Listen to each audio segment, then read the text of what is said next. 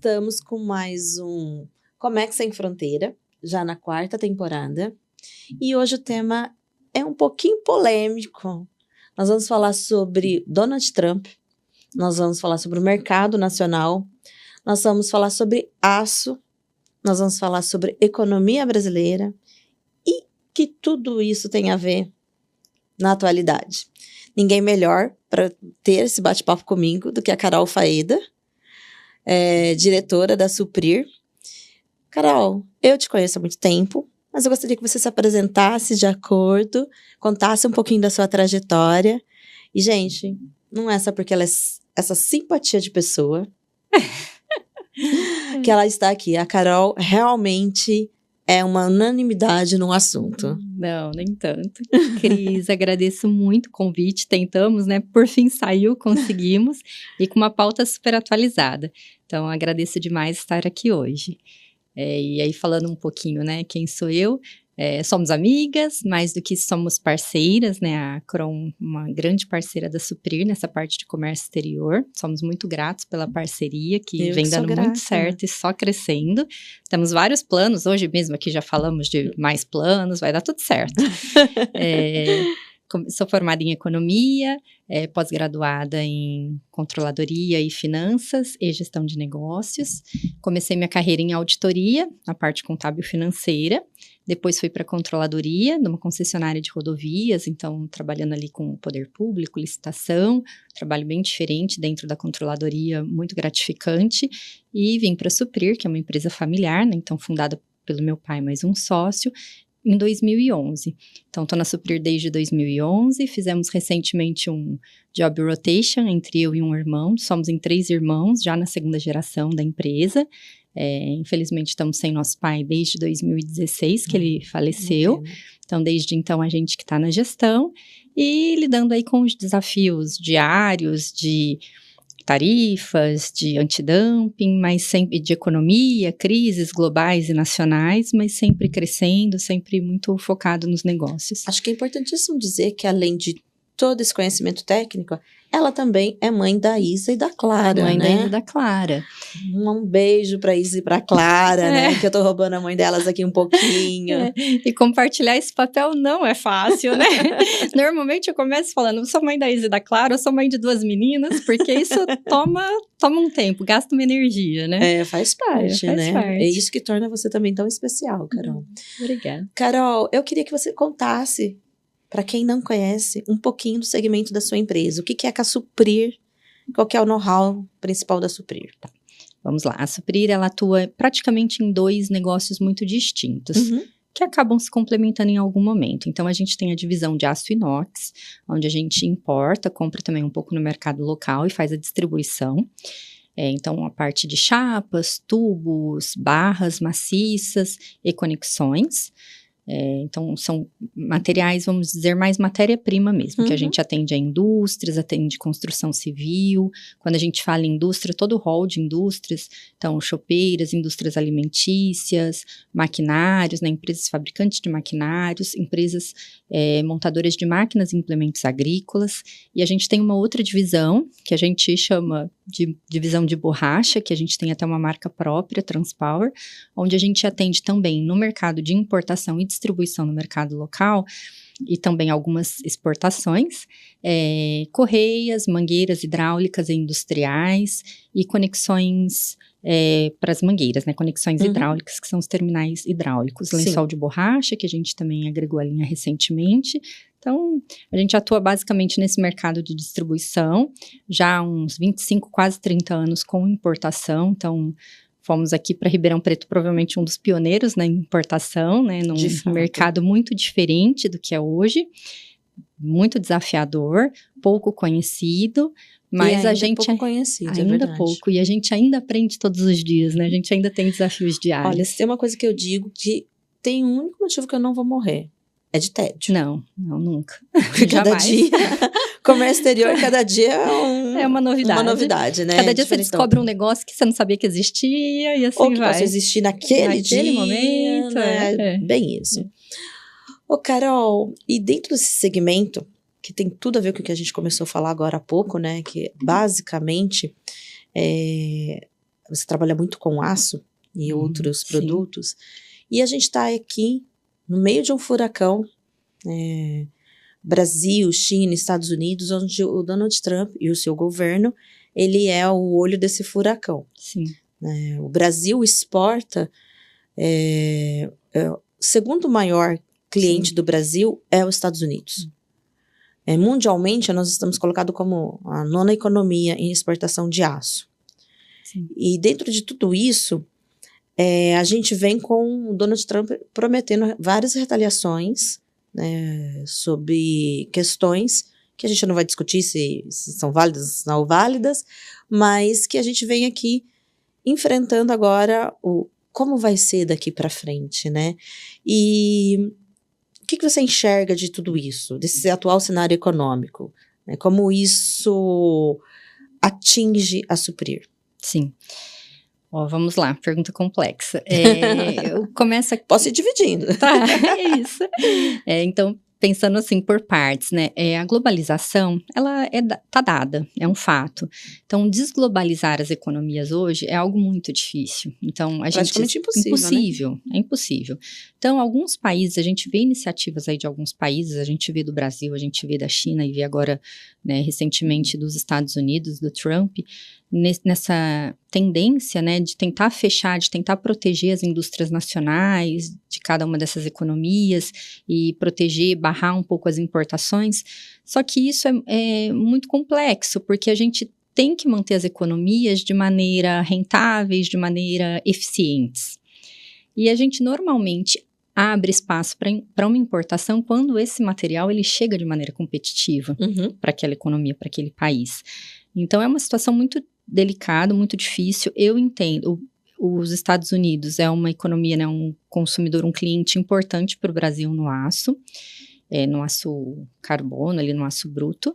Entendo que vai ter sim uma conversa e vão chegar num meio termo. O Brasil não pode, eu acho, perder essa oportunidade. É o nosso segundo maior cliente, sim, né? É um volume grande, né? Mais em torno de perto de 15% do volume de aço produzido nacionalmente. Eu vou pegar aqui a minha colinha. Em 2024, a gente exportou quase 4 bilhões e 700 milhões. É muita coisa. Para os Estados Unidos. Não é algo que dá para perder. Não, bilhões. Bilhões, sim. Então, é um número... Sim, que faz diferença na balança comercial, E aí, né? quando a gente olha para outras economias, quem que poderia consumir? Então, a gente vê uma China em desaceleração, a gente vê outras economias que não estão tão pujantes, que não supririam esse consumo do aço americano. Não a curto prazo, né? Não a curto prazo. Então, acho que é uma conversa que vai ter. O que desfavorece o Brasil? Saiu agora um relatório recente encomendado por uma agência lá que o Trump, que os Estados Unidos encomendou, onde o Brasil não tá legal na foto, porque o Brasil já é um país muito protecionista. Então, como que o Brasil, um país tão protecionista, que inclusive tem muita proteção, tem muitas tarifas contra produtos dos Estados Unidos, vai questionar agora as tarifas que os Estados Unidos estão impondo. Então, vai ter que ter uma flexibilidade, vai ter que ter uma conversa, como a gente já viu em outros momentos acontecer. Por outro lado, eu vejo que, por exemplo, no aço inox, a gente abre ali algumas oportunidades, né? Então, isso também está acontecendo dos Estados Unidos com produtos chineses. Exatamente. E a gente sabe que o aço na China, ele é subsidiado pelo governo local, né? Eles têm ali alguns benefícios. E a China não mais exportando esse aço para os Estados Unidos. Ou não em tanta quantidade, não né? Em tanta quantidade, que Estados Unidos é um baita mercado para todo mundo. Esse aço, vamos dizer, né, de maneira bem simples, que ele começa a sobrar, a gente tem uma oferta maior desse aço. Então, esse aço tende a chegar para outros países, como, por exemplo, o Brasil, a custos interessantes. Ou negociações melhores, né? Negociações melhores. Então, isso também é uma questão de oportunidade que pode acontecer. Então, acho que o interessante para as empresas é sempre olhar isso, né? Olhar as coisas com olhos buscando oportunidades. O que tá ruim a gente sabe, mas o que a gente pode ver de positivo, né? Achar alternativas. Eu comentei sobre isso, né, na última entrevista que eu dei sobre o tema. Olha, para alguns, realmente a gente vai ter, né, para os grandes exportadores de aço, eu vejo um curto prazo, não sei se você concorda comigo, Carol, curto, médio prazo, realmente um impacto na nossa balança comercial e para essas né, mineradoras principalmente, mas para o empresário em geral, que importa o aço da China, por exemplo, tende a curto, médio prazo também, acho que mais a médio prazo, temos condições de negociações diferentes, né? Sim. E para quem não sabe, né, para quem não conhece muito de importação, a maioria das importações, elas são com pagamento antecipado, né? 30% no pedido, 70% quando você vai embarcar mercadoria. Não é assim, Carol? Sim. Aí, quando você tem alguns fornecedores ou você tem uma negociação um pouco diferente, você consegue, às vezes, até um prazo. Sim. Então, acho que isso também pode ajudar um pouco no nosso lado, né? Não só em custo, né? Até porque o aço, ele trabalha muito com a bolsa, né? Sim, ele trabalha com a bolsa de Londres, né, LME, é um produto muito comoditizado, ainda mais quando a gente fala nesse aço bruto, esse aço bem matéria-prima. Então, isso não vai variar muito, os preços são praticamente estáveis e equilibrados. Quando sobe para todo mundo, quando cai para todo mundo, mas a gente consegue sim essas negociações de prazo, parcerias mais longas e duradouras, né, compromisso de entrega. Isso é completamente viável. E, Carol, uma dúvida, né, que o pessoal tem, assim, falado muito, e eu gostaria que você ajudasse com essa dúvida. O Brasil é um dos maiores produtores de aço do mundo. Salvo engano, estamos em 9º lugar de produção. Lugar, sim. 9º? Sim. Mas não somos autossuficientes? Me conta um pouquinho. Eu sei a resposta, mas eu gostaria de ouvir de você. Só falta eu errar. Vamos lá. Sim, eu acho que seria, mas na verdade a cadeia de indústria, né, da siderurgia do Brasil, ela está muito focada ainda no aço bruto. Então esse é um dos problemas, a gente está muito ali no início da cadeia, então a gente acaba trazendo aços laminados ou aços com um pouco mais de industrialização. Fora isso, a gente tem uma questão de preço, né? Uma questão de oferta. Então, quando a gente vê uma oferta e os importadores de plantão estão sempre olhando isso, uma oferta de aço a preços interessantes, ainda que eles tenham barreiras para entrar no Brasil a preços interessantes, acabam importando. Então, o Brasil produz, importa, mas ao mesmo tempo exporta, né? Eu vou até ousar dizer que a gente exporta e depois a gente importa. E depois a gente importa. Por exemplo, você tem lá, né, que é tubo de aço. Eu tenho outros clientes também. A gente não tem produção local com tubo de aço sem costura. Sim. Com qualidade, né? A gente não tem essa tecnologia, a gente não consegue atingir ainda essa situação. Então, a gente exporta o aço, mas ele é mais bruto. Ele bruto. E depois a gente importa de outras formas, né? Com tipos de acabamento diferente, com tipos de tratamento térmico diferente. Então, o que, de certa forma, é muito penoso para a indústria brasileira, né? Porque a gente segue exportando a matéria-prima muito próxima ali do bruto, né? Quase do natural, ou com pouquíssima industrialização, e importando com maior industrialização e maior valor agregado. Então, isso é um fato, né? Essa conta não vai fechar nunca. Né, dessa forma. E aí, olhando nesse âmbito, você vê que esse impacto maior são para as grandes mineradoras na exportação, mais do que para as nossas empresas no dia a dia, as nossas indústrias, ou como que a gente pode olhar?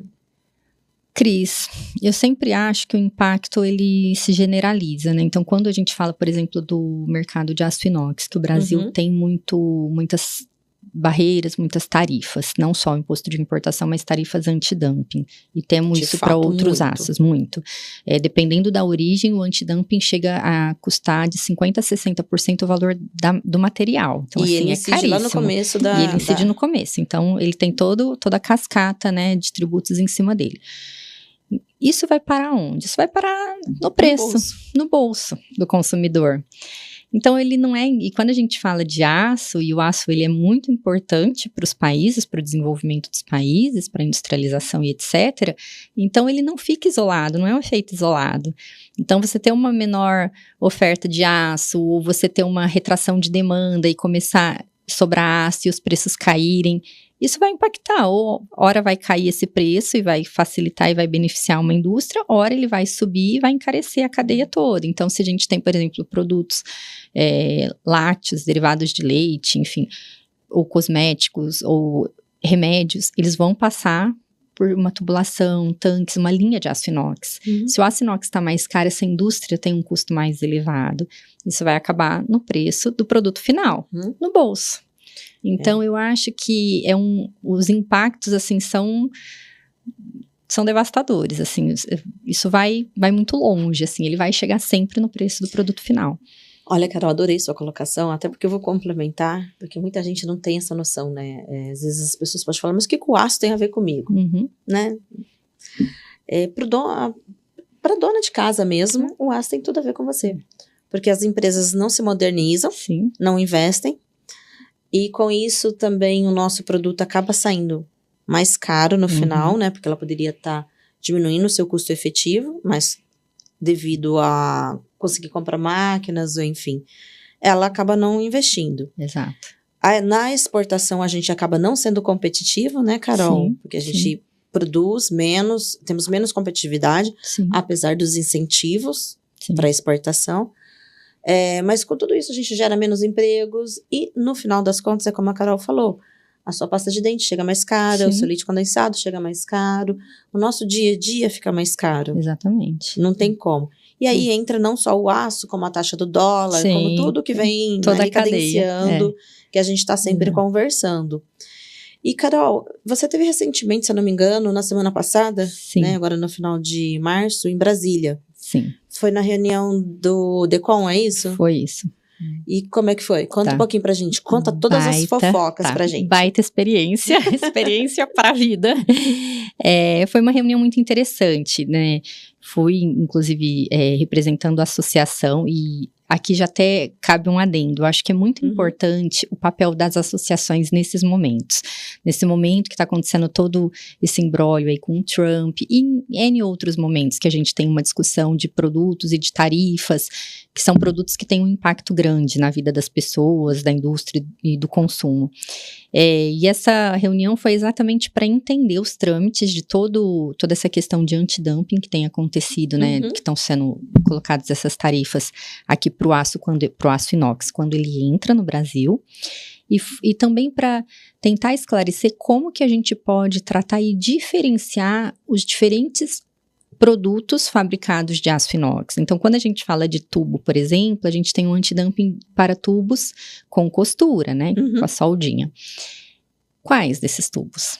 Todos são produzidos pela indústria nacional? Ou a gente vai taxar todos esses tubos, todos vão chegar mais caro no Brasil, e aí o fabricante que for fazer um equipamento que usa tubo para exportação, ele vai perder competitividade, porque ele compra esse tubo com o custo do antidumping aqui para depois exportar o produto acabado. E por mais que ele faça drawback, ele não consegue tirar o antidumping. Ele não consegue tirar o antidumping. Não, o antidumping vai compor o custo do material.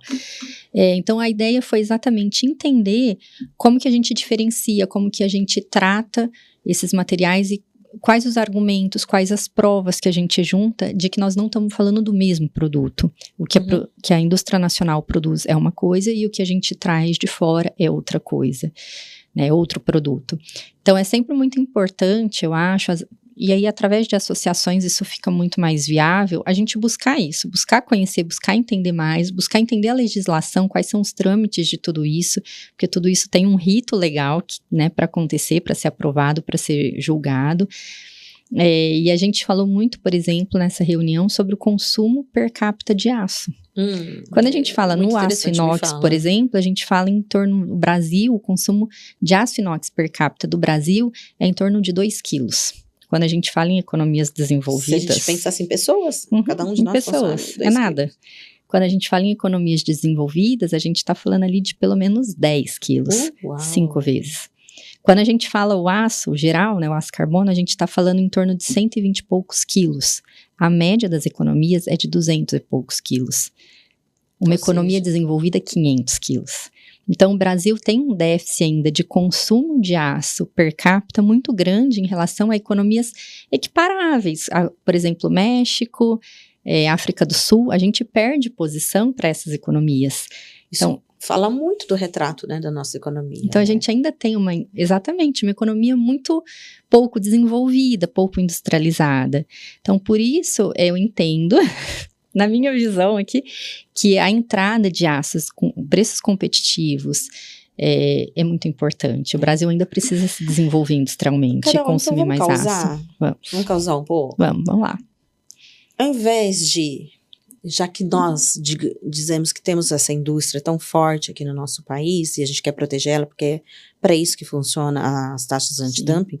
E para quem não sabe, a taxa antidumping é colocada sobre produtos com a intenção de proteger a indústria local. Isso acontece com aço, isso acontece com pneus, isso acontece com uma série de produtos. Então, por que ao invés de aumentar o imposto da importação, a gente não desonera aqui dentro para criar a cadeia da indústria para aumentar a nossa produtividade, a nossa competição frente ao mercado internacional? Porque a gente está fazendo igual o Donald Trump, não é? Sim, exatamente. Exatamente. Então, pronto, gente. E aí? Né? É um fresquinho porque vende mais porque é fresquinho. Lembra disso? Exatamente. Eu acho que é uma grande pergunta, Cris, e eu acho que esse é o ponto nevrálgico.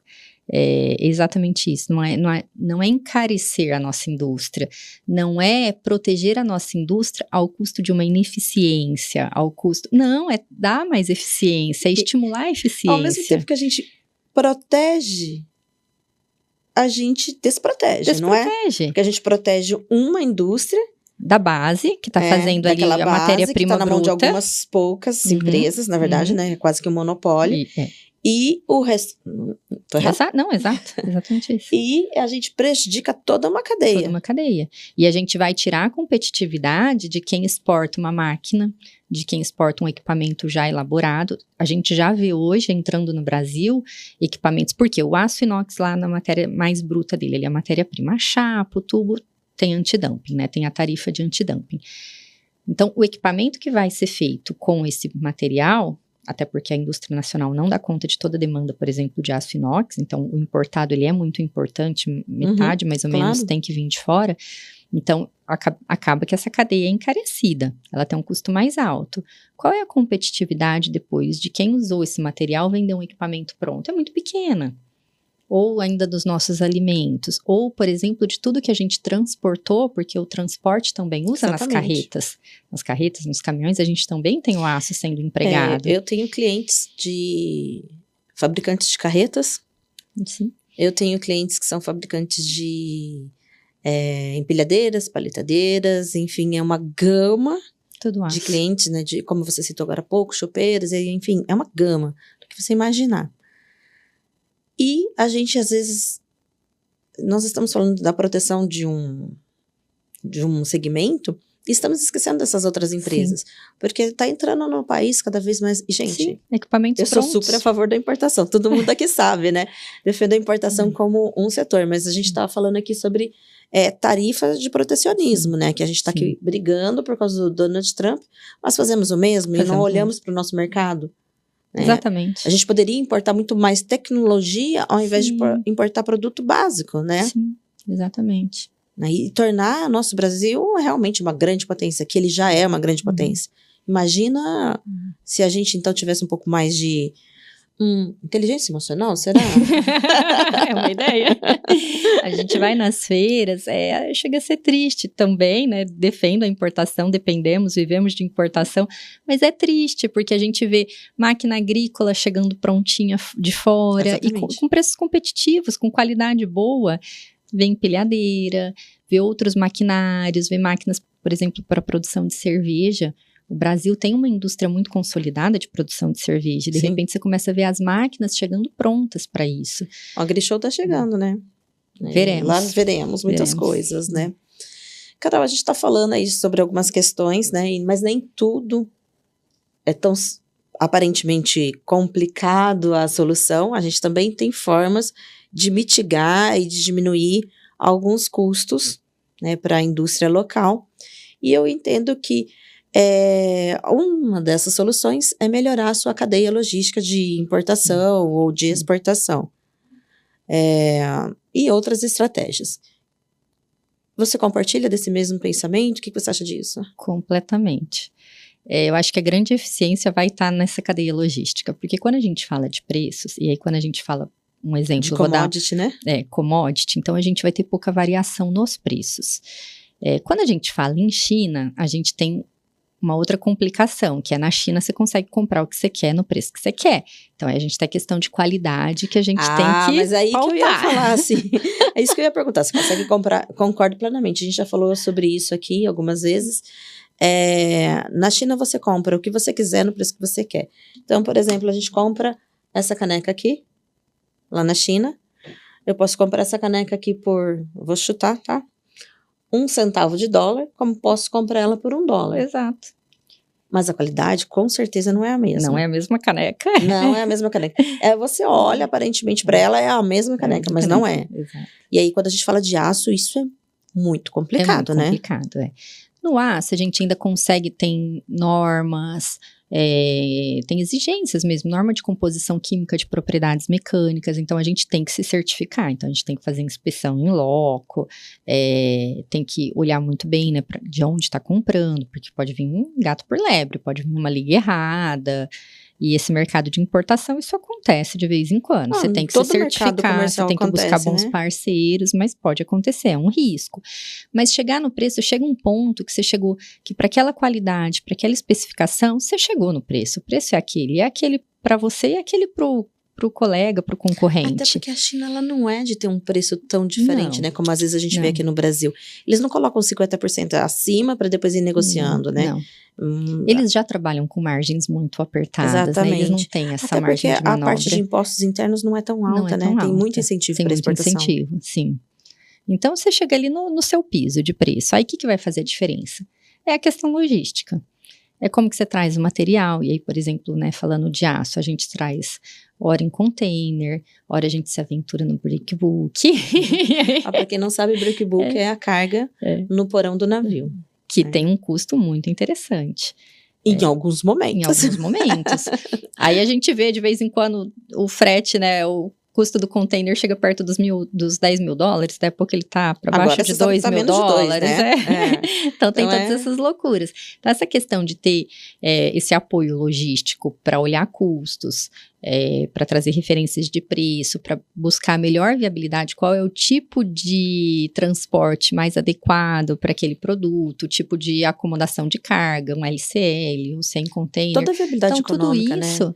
Às vezes até para auxiliar, entender se aquele corredor de importação que você está utilizando é o melhor, né? É o melhor, sim. Que muitas pessoas não sabem, mas existem corredores de importação diferentes.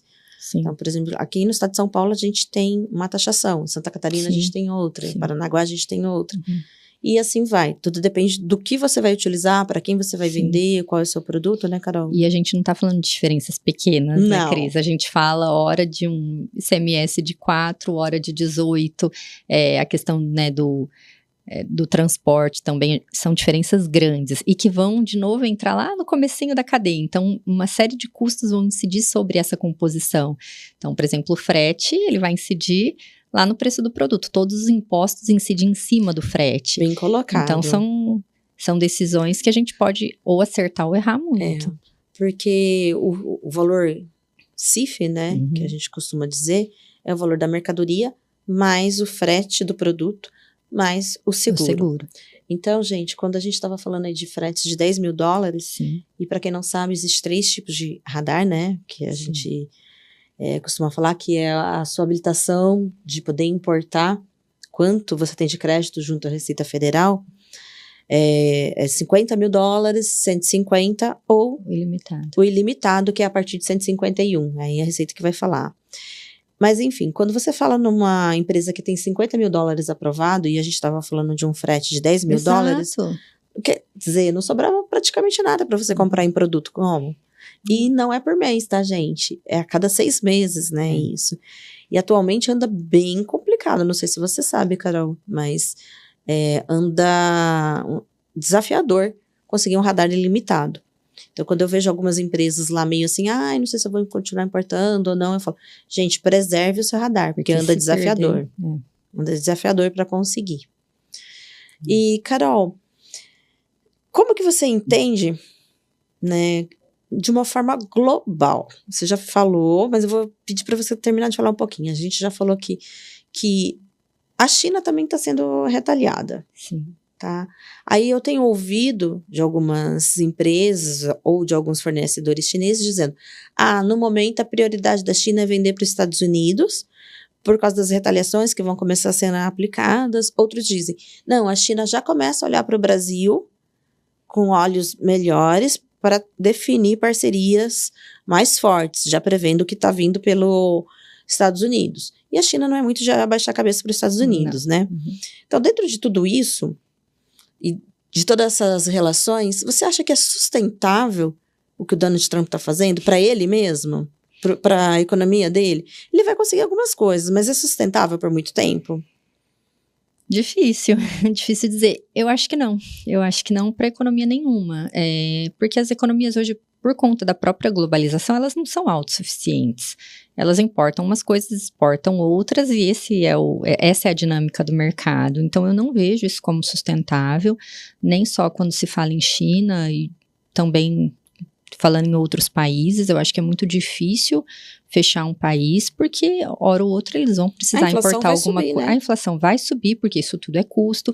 Eles vão ter problema também com a desindustrialização, porque você começa a trazer produtos que são fundamentais para a indústria a preços mais caros, porque a economia interna não é suficiente para todo o abastecimento. Então, isso é preço, isso é inflação.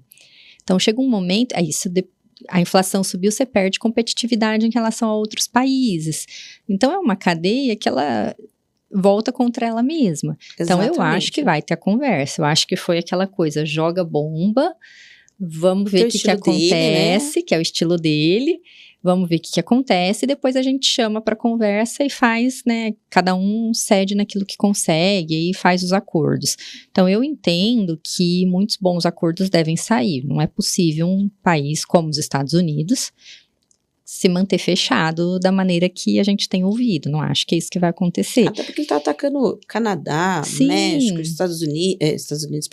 Canadá, México, Brasil, China, Coreia, a própria Europa está se fechando com eles, né? Sim, várias economias da Europa. Aí ele se reaproximou agora de alguns outros que eram antigos inimigos, mas também não está dando muito bem, né?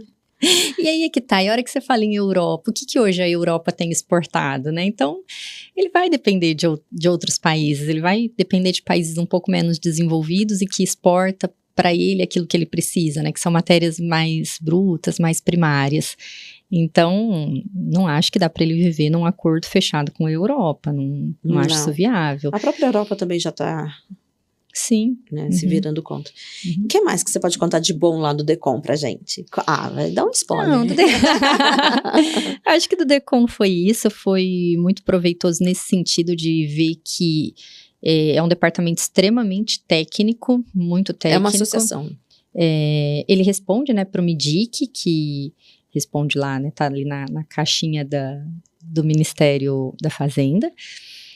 Mas eu vi com muitos bons olhos, eu vi assim o quanto eles realmente são preocupados em entender o que está acontecendo, em entender a indústria, em ouvir as indústrias, e extremamente técnicos, assim, isso é sempre muito grato a gente ver que a conversa tem uma via muito limpa, né, muito lícita, acho que isso é muito importante. É bom saber disso. É bom, muito bom. E você acha que o Ciesp, o Fiesp, a Associação Comercial, eles também têm força para ajudar em alguma coisa nesse momento? Tem.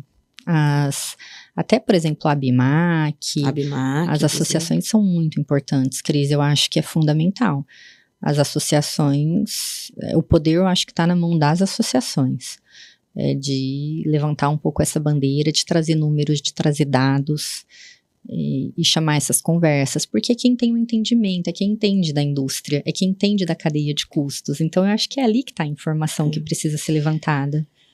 Talvez, estou conjecturando aqui com você, talvez o empresário também tenha que provocar suas entidades, né? Sim. Porque senão fica tudo muito parado, muito cômodo. Sim. Você sabe que aqui em Ribeirão Preto eu sou provocadora nessa questão de comércio exterior, de eventos sobre comércio exterior, porque eu eu tenho certeza, ainda tem muitos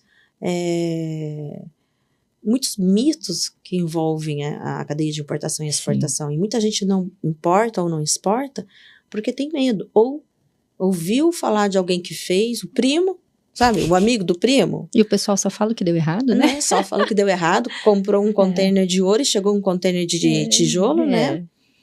E aí cria-se muitos mitos e as pessoas não se colocam nesse caminho de crescimento por causa de medo. Então, eu sempre gosto de provocar, você conhece, você me ajuda até em algumas coisas, colocar que não é tão complicado assim. Se você estiver bem assessorado, se você entender do que você está falando. E, gente, cada um faz o que é sua expertise, né? Eu não vou me colocar para fazer o que a Carol coloca lá na indústria, mas posso ajudar em outras coisas. Sim. E é sobre isso, sabe? As entidades, elas têm que ser provocadas. Eu mesmo provoco. Eu falo, e aí, gente, o que a gente vai ter esse ano de eventos para trazer, né, maior conhecimento aqui para nossa Ribeirão Preto, nosso interior de São Paulo, sobre importação e exportação? O que a gente vai trazer de novidade, vai trazer de luz para o mercado, né? Sim. Então, eu acho que cabe a todos também provocar. Cabe a todos, eu acho. A CIRP, ela tem um papel fundamental na importação e exportação da região, não vou nem dizer Ribeirão, né, de toda a região. E acho, Cris, que as associações e as cooperativas.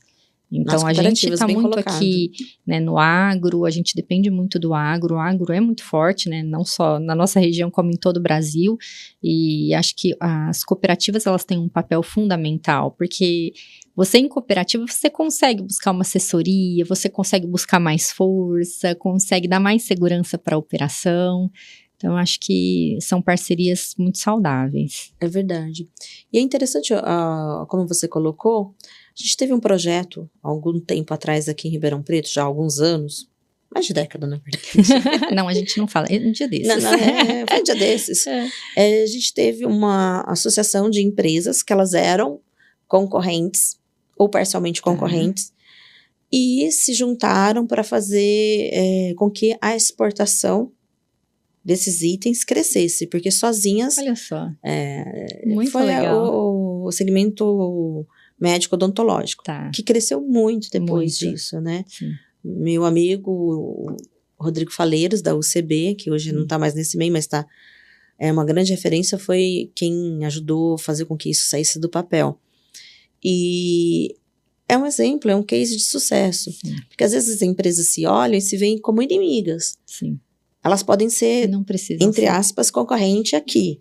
Mas lá fora, a gente é um grãozinho. Exato. Se a gente não se juntar, não é mesmo? Expandir um pouco, né, os horizontes. Eu acho que isso é muito válido. E esse é um case, é um case de sucesso, assim, conheço bastante. E essa parceria foi fundamental, né? Foi. Muitas empresas saíram e cresceram de uma forma incrível depois dessa parceria. Então, realmente trouxe muito, não só para o segmento, como para Ribeirão Preto, né, e região, na verdade. Carol, para quem está começando na importação, quem está começando na exportação, tá, assim, nosso bate-papo tá uma delícia, mas eu conheço bem nós duas, a gente vai aqui causar, né?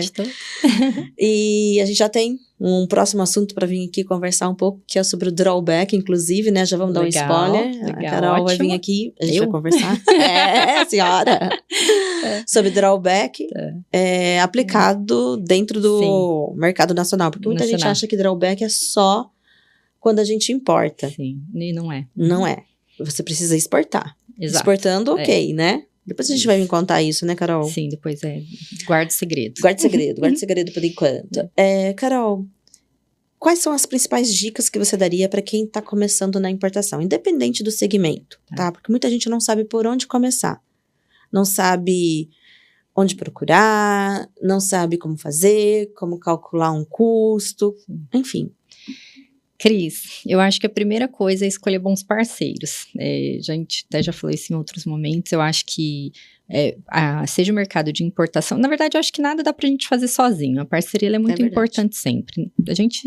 A chance de sucesso sozinha é muito pequena, né? Então a parceria é muito, então acho que começar com uma boa parceria, uma boa assessoria de tudo isso, de custos, de entendimento logístico, de enquadramento do produto, qual que é o NCM, fiscal, qual é o enquadramento fiscal do produto, isso é fundamental para não ter um canal, entender se aquele produto tem licença de importação, quais são os requisitos legais comerciais para trazer aquele produto para o Brasil ou exportar para outro país.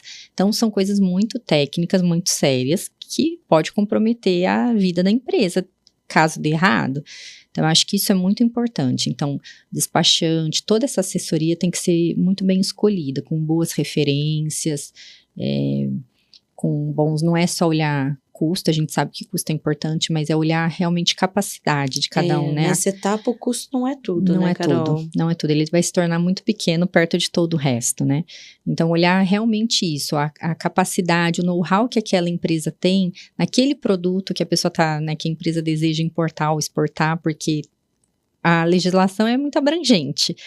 E a gente tem muitas particularidades. Então, quando você está falando ali de alguém que já entende daquele mercado, que já entende daquele setor, isso facilita muito, já tem o caminho das pedras trilhado por alguém, né? E aí, quando a gente fala, por exemplo, né, da escolha de fornecedor, então isso aqui para começar a brincar, para começar a trazer dados, fazer conta, montar ali a planilhinha de custos, eu acho que já escolher esses bons parceiros, fazer um bom enquadramento fiscal do produto, porque todo custo vai partir disso, né? Cadeia de impostos e etc. E aí, quando a gente fala em fornecedores, não sei se pode entrar também nessa esfera, eu acho que visita a China ou ao país. Eu ia te perguntar isso. Então podemos deixar isso para depois, se quiser? Não, podemos já seguir, porque eu ia perguntar, vocês estiveram recentemente a China, você e o Lucas, né? Sim, sim. E tem muito empresário que acha que é besteira ir pra feira ou ir conhecer o fornecedor. O fornecedor que vem até mim, não é bem assim, né? Eles vêm, mas eu sei que eles vêm, mas é diferente. Muito diferente. Eu acho que é fundamental, precisa ir. Porque a gente está falando, por exemplo, quando a gente fala do nosso produto, a gente está garantindo para o nosso cliente uma qualidade que alguém tem que garantir para a gente lá na outra ponta. Então, a hora que a gente fala de requisitos de qualidade, de métodos de produção, de valores que a gente emprega na nossa empresa e que a gente quer ver isso na cadeia inteira, que a gente quer ver isso no nosso fornecedor. Quais são os valores praticados? Como que aquela empresa é? Qual que é a questão de sustentabilidade, o grau de desenvolvimento sustentável daquela empresa? Isso é só olhando, como gente. Como ela trata, né? Como ela trata, como o grau de segurança. Isso é venda, é em loco. Então, eu acho muito importante a visita, não é necessário para todos os casos, mas quando não for possível, uma inspeção em loco contratada, e aí temos empresas, agências que podem fazer isso, a Acron faz isso, então botar alguém para fazer essa inspeção lá, que vá com esse olhar, que vá com essa criticidade. Nessa viagem, por exemplo, a gente homologou bons parceiros, a gente, né, rehomologou, recertificou outros parceiros que já estavam em curso, e a gente deixou de homologar alguns que a gente tinha conhecido numa feira e que a hora que fomos para visita em loco, falamos, não é isso que a gente quer, a gente não vai se aventurar nessa fábrica, porque a gente não viu critérios que pra gente eram imprescindíveis, de segurança, de qualidade, de processos. Processo que hora ele faz de um jeito, hora ele faz de outro, como que você certifica a qualidade daquilo? Né? Não tem processo. Não tem processo. Não tem. Então, assim, Então, isso é muito importante. Eu vejo que é fundamental, porque depois, até porque a gente não busca parceiros, né? Não busca um vendedor spot. A gente quer um parceiro, um fornecedor que perdure aí muitos anos, porque desenvolver um fornecedor é muito demorado. De forma geral, né, Carol? Eu acho que as pessoas ficam, hoje tem assim uma moda de não valorizar as parcerias, mas são seus parceiros, que quando alguma coisa, você tem uma dificuldade, são eles que estão ali e vão te ajudar, né? Exato. Seja no momento onde está faltando container, seja no momento onde está faltando mercadoria, seja no momento onde tem alguma outra questão acontecendo. Exatamente. São esses parceiros que vão ali te dar a mão e vai falar, não, fica calma que eu te ajudo. Tô aqui. Fica calma que eu te ajudo, exato, não é? Exatamente. E acontece. Seja empresa grande, seja empresa pequena, enfim, acontece. Acontece. O tempo todo acontece alguma coisa. É claro que a gente olha custo, né? Você não pode deixar o custo descolar do mercado, é óbvio isso. Tem um percentual ali aceitável, mas é claro, né? A gente não tá falando de nada... Não, mas essa questão da parceria na pandemia, a gente teve um case muito importante disso, foi muito legal, porque quando começou a história do Covid lá na China, que a gente até então não tinha entendido que o Covid ia chegar aqui mais rápido que o container, a gente pediu para todos os nossos parceiros de lá, todos os nossos fornecedores, correndo, embarcarem, botarem o material no mar. E isso ajudou a gente a não ficar desabastecido. Fez toda a diferença. Fez toda a diferença. Então, isso salvou o nosso ano. E eles foram muito ponta firme, foram muito pontuais. Eles já estavam com algumas fábricas com redução de quadro, de colaboradores. Eles já estavam ali passando por um monte de restrições. E eles cuidaram daquilo como sendo deles mesmo, botaram aquilo no mar. Nós recebemos o material. Quando as restrições começaram aqui, a gente estava com o material estocado, a gente já estava mais tranquilo. E salvou a nossa E mais do que isso, ano. né? Porque aqui a gente teve restrições, mas a gente continuou com alguns setores como o de Sim, vocês, essenciais, que é de base, essenciais, continuou operando, como o meu. Sim. Mas a gente não tinha mercadoria. Não tinha. Porque a China parou mesmo, né? Parou. Então, os portos pararam, né? Exatamente, os portos pararam. E eu vejo em vocês também, né, essa visão de futuro, que foi já perceber que isso poderia acontecer e antecipar-se a isso, né? Exato. Então, vocês colocaram, saíram à frente, porque muita gente falou assim, não vou adiantar, vai que tudo para, ou enfim, não vai parar. De qualquer forma, o risco calculado é muito melhor do que você não pensar em nada, exatamente, né? E as empresas não querem o risco calculado, elas querem ir na sorte. Exatamente. Carol, muito obrigada por você vir. Quero deixar o espaço aberto para você deixar o contato da Suprir para quem precisar de alguma coisa. E espero tê-lo em breve aqui para a gente debater sobre outros detalhes, outras estratégias que são importantíssimas para o pessoal da importação, da exportação. Obrigada. E para a sua empresa também. Obrigada pela oportunidade, pelo convite, pela ajuda no dia a dia, que você está sempre com a gente. Muito obrigada, Cris. E cada vez mais. Cada vez mais.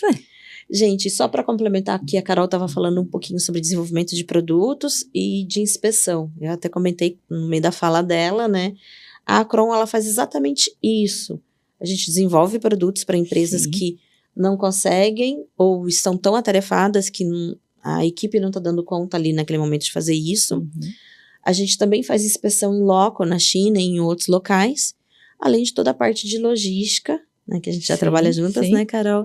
E aduaneira também. A gente estava falando agora há pouco sobre os corredores tributários, a gente tem que olhar muito para isso, porque muita gente me procura falando, é a minha logística que está me dando, eu não estou conseguindo vender porque o meu concorrente está vendendo abaixo do que eu consigo comprar. Tem alguma coisa errada na minha logística. Se esquece de olhar os outros fatores, né? Que nem a gente falou, ICMS de 18 contra ICMS de 4. E aí? Uma diferença gigante. Não tem logística que salve, né, Carol? Não tem margem que salve isso. Não tem. Bom, gente, nós vamos ficando por aqui hoje. Mais uma vez, muito obrigada, Carol. Muito obrigada por Suprir.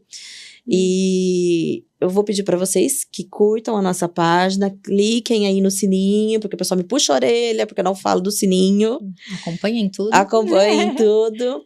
E em breve teremos outros pontos a serem discutidos aqui. A Carol também vai voltar logo. E além do YouTube, estamos no Spotify e também na página da Acron, com todos os episódios na íntegra. Até mais!